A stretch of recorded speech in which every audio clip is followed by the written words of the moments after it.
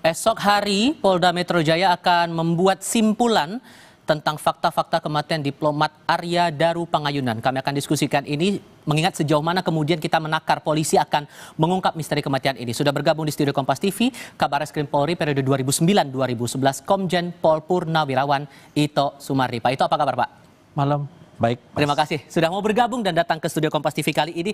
Membaca ekspektasi Pak, untuk besok ini kan disebutkan polisi akan menyampaikan hasil analisis forensik dan juga temuan-temuan bukti-bukti atas kematian Arya Daru. Ekspektasi apa yang mungkin bisa publik dapatkan nanti saat polisi mengumumkan itu? Apakah langsung ketahuan ini kejahatan apa, pembunuhan atau bunuh diri atau semacamnya?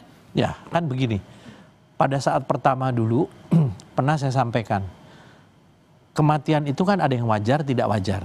Ini kan tidak wajar. Kalau tidak wajar ada dua kemungkinan.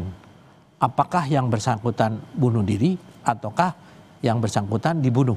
Ya, ini adalah dua. Sehingga berangkat dari dua kemungkinan ini, kemudian polisi melakukan penyelidikan secara ilmiah atau scientific crime investigation. Nah, kemudian kita lihat tadi banyak temuan-temuan yang memang tidak mungkin disampaikan ke publik. Banyak orang mengatakan pihak mengapa tidak disampaikan kepada publik setiap ada temuan. Justru dengan setiap ada temuan, kalau disampaikan kepada publik, maka publik akan membuat hipotesa sendiri, membuat skenario berdasarkan opininya. Oke. Kita coba lihat dulu untuk bukti yang belum lama ini juga menguak di publik. Salah satunya adalah visual di sekitar gedung Kementerian Luar Negeri. Diketahui posisi dari Arya Daru Pangayunan ini saat itu berada di rooftop atau teras atap selama 1 jam lebih. Kita coba lihat juga visual yang ditampilkan. Ini kita akan lihat visual dari area rooftop atau teras atap gedung Kementerian Luar Negeri. Ini dia, polisi menyebut ini menemukan tas milik diplomat Arya Daru juga. Dan yang kita lihat di sini adalah visual dari Arya Daru pada tanggal 7 Juli itu di pukul 21:43 waktu Indonesia bagian Barat dan berada di sana selama 1 jam 26 menit, Pak. Itu setelah posisi dia sebelum menuju ke indekosnya di kawasan Menteng, Jakarta Pusat. Selama itu ada analisis juga nih sebetulnya, saya juga mau dapatkan perspektif Anda. Ada yang melihat, ada yang mencoba menangkap bahwa ini tampaknya Arya lagi membaca situasi di sekitar itu sebelum kembali ke indekos. Kalau Anda baca sendiri, ini tujuannya buat apa? Kalau analisis Anda? Ya, kalau saya melihat kan almarhum ini berada di rooftop itu kan setelah dari satu tempat. Tempat pusat perbelanjaan kan ya. Kemudian kembali di sana. Kemudian kita melihat bahwa dia juga membawa tas yang setelah diselidiki atau ditemukan oleh pihak penyidik ternyata ada rekam medis. Kalau rekam medis, karena saya juga dulu pernah menjadi duta besar ya, selama 5 tahun di Myanmar, di mana almarhum juga adalah berdinas di sana. Jadi paling tidak saya juga menanyakan kepada teman-temannya pada masa lalu dan pada saat ini bagaimana yang bersangkutan kan. Ini sesuatu yang tentunya merupakan hal-hal yang mungkin perlu juga kita dalami. Kemudian kalau memang dia berada di rooftop, ada dua kemungkinan ya. Dia ingin melihat situasi yang mungkin akan memutuskan sesuatu. Nah, kemudian setelah itu tidak jadi kan, kembali ke tempat penginapan. Tetapi satu hal yang membuat saya mungkin pasti menjadi penyelidikan bagi penyidik ya. Bagaimana dia keluar membuang barang dulu kan ya. Ya, kemudian masuk kembali, kemudian terjadilah kematian tersebut. Di sana yang menjadi pertanyaan adalah dari HP, HP-nya almarhum. Masalahnya HP-nya juga belum ditemukan sampai sekarang. Karena kan kalau dari hasil otopsi itu adalah menentukan penyebab kematian dan waktu kematian. Oke, tapi sampai sebelum ke situ, kalau Anda membaca apakah ini upaya dia untuk melihat kondisi, memastikan tidak ada hal-hal yang mengancam dirinya. Makanya kemudian dia memilih untuk melihat rooftop selama itu, Pak. Ya, bisa ya. Karena begini, tadi kan yang harus kita dalami di sini adalah bagaimana motif almarhum ya. Apakah ada sesuatu yang membuat dia berpikir untuk mengakhiri hidupnya atau dia merasa ada orang yang mengancam yang akan keselamatannya dia. Oke. Nah, dua hal ini yang tentunya akan dirangkai oleh penyidik menjadi satu kesimpulan yang mudah-mudahan besok bisa disampaikan, sehingga tidak ada lagi pertanyaan-pertanyaan bagi masyarakat yang awam ya. Temuan barunya juga tadi Anda juga sudah sempat singgung masalah polisi yang menemukan tas milik Arya Daru di sekitar Kementerian Luar Negeri. Nah, tas itu ditemukan di lantai 12 gedung Kemenlu, tepatnya di tangga menuju teras atap atau rooftop. Nah, tas itu berisi yang Anda sebutkan adalah rekam medis Arya. Kita coba simak. Tim penyidik langsung mencari dan menemukan tas itu berada di atas di lantai 12 di samping tangga lantai 12. Sudah ditemukan oleh jelas nggak ya? Oleh penyelidik bahwa penyelidik menemukan adanya rekam medis korban, ya, rekam medis korban di salah satu rumah sakit umum di Jakarta tertanggal 9 Juni 2025. Ya, saya tidak bisa menyampaikan apa isinya, tapi intinya ditemukan rekam medis milik korban, ya, di mana di situ berbunyi tentang rawat jalan dari penyakit yang dialami oleh korban. Temuan rekam medis ini terlepas bahwa Anda juga sudah menyebutkan analisisnya karena memang posisinya sebagai diplomat, tapi adakah maksud untuk menyampaikan pesan tertentu dengan meninggalkan itu di sekitar Kemenlu, Pak? Saya yakin dari teman-teman penyidik mereka sudah juga melibatkan daripada tim psikologi forensik, bahkan juga mengundang dari pihak luar ya, dari asosiasi.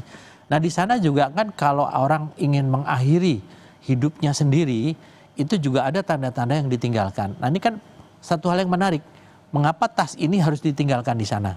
Maksudnya apa? Nah kalau memang ini adalah hasil rekam mediknya, ini biasanya setiap diplomat yang akan diposting di satu tempat, dia tuh harus dicek kesehatannya. Seperti saya misalnya, untuk menjadi duta besar saya harus melalui pemeriksaan dan setiap tahun tuh kita ada pemeriksaan rutin. Kalau kita bicara masalah kebiasaan. Tapi di sini kan tanda-tandanya apa? Mengapa dia harus meninggalkan di sana? Kemudian apakah ada barang belanjaan dia? Karena kan dia sudah tinggal 1 minggu sudah berangkat ke Helsinki kan, tugas baru. Kemudian sejak kapan HP-nya itu mati? Dan di mana HP-nya itu saat itu mati posisinya? Kan kita bisa membaca di sana kan. Kalau memang HP-nya itu mungkin matinya atau hilangnya pada saat dimatikan di dalam kos tersebut, berarti kan ada seseorang yang mengambil HP tersebut. Soal HP ini juga menarik karena terlepas bahwa sekarang polisi juga menganalisis dari digital forensik baik itu CCTV dan lain-lain termasuk laptop terakhir yang disebutkan bahwa sedang dianalisis, ini ponsel masalahnya hilang, Pak. Apakah kemudian ini akan mempersulit untuk pendalaman kasus ini? Sama sekali tidak. Karena kan ada jejak digital di operator. Polisi itu punya direktorat cyber yang canggih ya, peralatannya canggih sekali. Kita lihat kasus-kasus terorisme yang bisa dibongkar.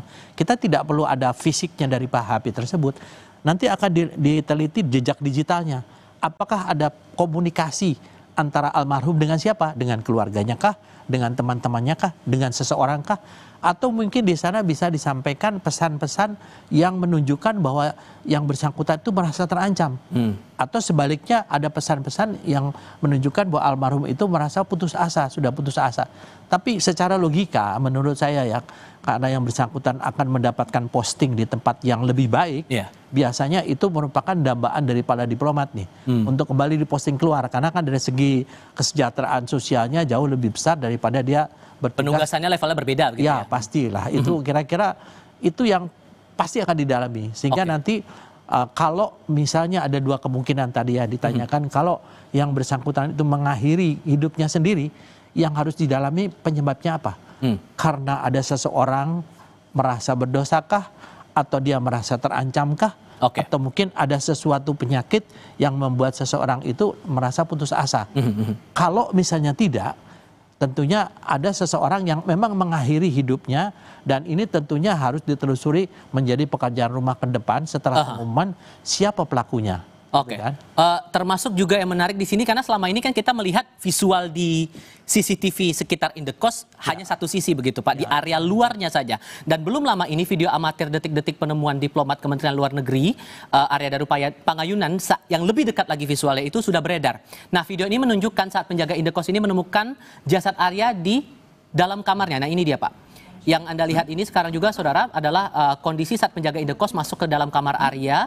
Penjaga Indekos membuka selimut dan menemukan jasad Arya dengan kondisi kepala terbungkus lakban. Nah sang penjaga Indekos yang kaget kemudian meminta rekannya untuk mengambil visual atau mengambil foto. Ini visual yang lebih dekat lagi, coba diambil oleh rekan dari penjaga indekos ini soal kondisi muka terlilit lakban dan respons dari penjaga indekos ini. Ini harusnya secara logika bisa cukup membantu untuk penelusuran kasus ini lebih mudah lagi ya Pak ya? Ya, saya melihat dari perspektif saya, pada saat penjaga itu mencongkel, dia kan memegang HP. Ya. Dia melihat HP, kemudian dia masuk, keluar, temannya pergi kan, dia masih memegang HP. Kalau di sini kan dia tidak memegang HP, berarti ada jeda, ada waktu di mana dia harus meninggalkan HP atau dipegang siapa, atau pada saat dia melihat jenazah itu siapa yang memegang HP itu. Kan waktu dia masuk, kita bisa melihat ya mungkin dari cuplikan video itu, Ya, ini. dia memegang HP kan. Nah, terus yang itu juga memegang HP kan, nanti bisa kita lihat si penjaganya ini kan, tapi kemudian dia masuk tidak pakai HP gitu ya. Berarti kan boleh dikatakan yang mengambil gambar ini adalah mungkin temannya itu kan.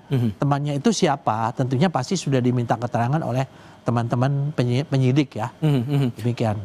So kalau melihat fakta-fakta tadi Pak, ditambah lagi dengan analisis yang disebutkan sudah dipegang juga oleh pihak Polda Metro Jaya, hasil laboratorium forensik ini sudah dipegang juga, tinggal menunggu untuk dianalisis bersama dengan para ahli. Harusnya duduk perkara kasus ini, kasus apa, udah ketahuan dong? Ya jelas ya kan. Semua. Tapi persentasenya berapa besar kira-kira ini udah ketahuan? Ya kalau menurut saya ya kemungkinan besarnya ya itu antara di atas 50 mungkin ya. Kemudian satu peristiwa yang mungkin dikaitkan dengan bagaimana seseorang itu merasa tertekan, mungkin dia merasa malu atau merasa berdosa ya. Tapi kan kita harus melihat kembali kepada kelaziman.